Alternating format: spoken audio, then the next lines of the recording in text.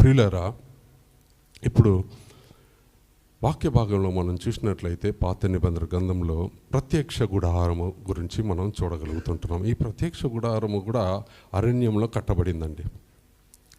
ప్రత్యక్ష గుడారములో దేవుడు మరి అక్కడ కూడా నేను నివసించాలి అని నా ప్రజలతో అక్కడ ఉండి యాజకులతోనూ మోషే గారితోనూ నా ప్రజలతో మాట్లాడాలి అని ఆయన ఆశపడి ఉన్నాడు.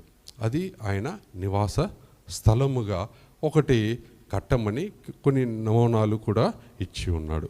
నిజంగా ఆశ్చర్యం కలుగుతుంది. ఆ ప్రత్యక్ష గుడారము ఈ దినంలో ఖర్చు ఎంత అయి ఉంటుందంటే ఈ 500 కోట్ల ఖర్చులు అయి ఉంటుంది.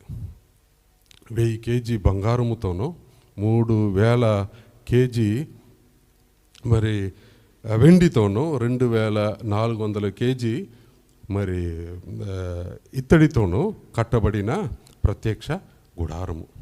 మరి ఎక్కడి నుంచి వచ్చింది వీళ్ళకి ఇంత ధనము? ఈ కాలంలో నేను నివసించాలంటే ఈ రీతిగా కడితేనే నేను నివసిస్తాను అంటే ఎన్ని చర్చలు కట్టి ఉంటామండి? ఎన్ని చర్చలు వచ్చి ఉంటాయి? ఈ నమూనా కానీ ఇచ్చి ఈ రీతిగా ప్రతి మరి అడుగు, ప్రతి వస్తువు, ఈ మెటీరియల్ ఈ బంగారంతోనే ఉండాలి, వెండితోనే ఉండాలి, ఇత్తడితోనే ఉండాలి అని ఒక నమూనాలు కానీ ఇచ్చి అటువంటి ఒక ప్రత్యక్ష గుడారంలో మరి వచ్చిన వాళ్ళు ఎలాగ రావాలి ఇవన్నీ కూడా ఇస్తే ఎన్ని చర్చలు కట్టబడి ఉంటాయి? లేకపోతే నేను నివసించను, నేను రాను, మీ మధ్యన నేను వచ్చి నేను మాట్లాడను అనేస్తే ఎంత కష్టం.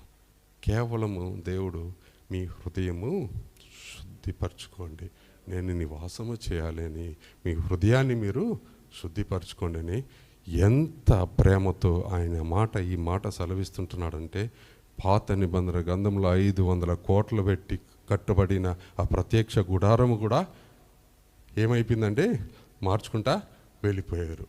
అంత మాత్రమే కాదు, 440 సంవత్సరాలు ప్రత్యక్ష గుడారంలో వాళ్ళు దేవుని ఆరాధించేవారు, బలులు అర్పించేవాళ్ళు. దాని తర్వాత మొదటి ఆలయం వచ్చింది, అది కూడా 400 సంవత్సరాలకు తర్వాత 400 సంవత్సరాల కంటే ఎక్కువ దాంట్లో వాళ్ళు దేవుణ్ణి ఆరాధించారు. అక్కడ కూడా దేవుడు నాకు నివాసంగా స్థిరంగా నేను నాకు మందిరం ఒకటి కావాలి, నేను అక్కడ నివాసం చేయాలని అనుకున్నాను. కాబట్టి నాకు ఒక మందిరం కట్టమని దావీదు గారికి వచ్చిన ఆలోచనను బట్టి సొలొమోను గారి ద్వారా ఆలయము కట్టబడింది. మరి అక్కడ కూడా ఎన్ని సంవత్సరాలండి? 400 సంవత్సరాల కంటే ఎక్కువ, 440 సంవత్సరాలు వేసుకోండి, ఆలయము ఉండింది. దాని తర్వాత రెండో ఆలయం ఉంది, అది కూడా 400 సంవత్సరాల కంటే ఎక్కువబడి దేవుడు ఆలయంలో నివసించేవాడు. యేసుక్రీస్తు మరి చనిపోయిన తర్వాత దాదాపు 2000 సంవత్సరాలు అయిపోయింది కదండి. దాదాపు 2000 సంవత్సరాలు అయిపోయింది. ప్రత్యక్ష గుడారం లేదు, ఆలయము లేదు, రెండో ఆలయం కూడా కూల్చివేయబడింది. ఇప్పుడు ఆయన ఎక్కడ నివాసం చేయాలని అనుకుంటున్నాడు? సంఘము అని ఆయన శరీరములో మీరందరూ కూడా అంటుకట్టబడి ఉండాలి. సంఘము అనేది దాదాపు ఎన్ని సంవత్సరాలుగా ఉందండి?